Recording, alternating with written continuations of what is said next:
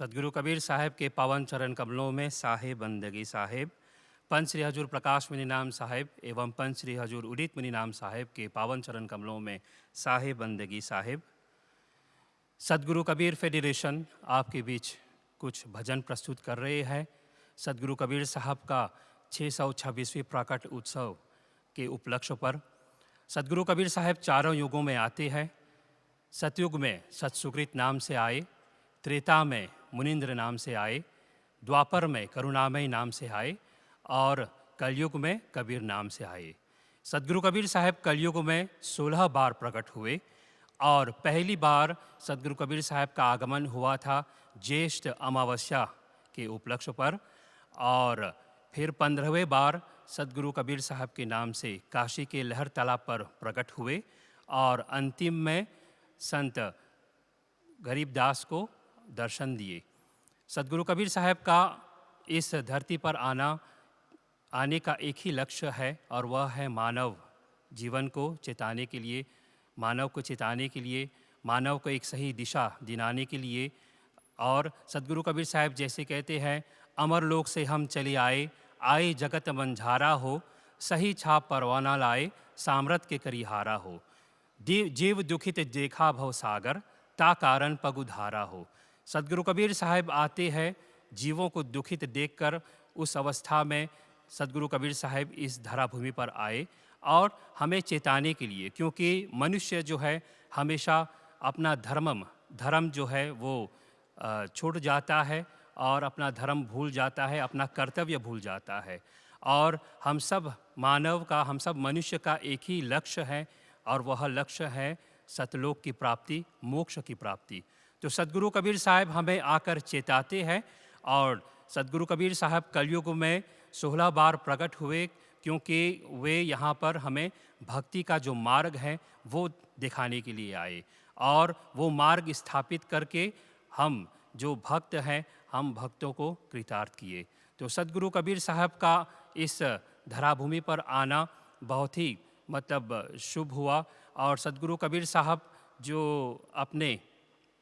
अपने कार्यकाल में पूरे 120 साल तक इस धरती पर रहे और उन्होंने नित्य अपने शब्द साखी द्वारा लोगों को प्रेरित किया और लोगों का जीवन बदल दिया।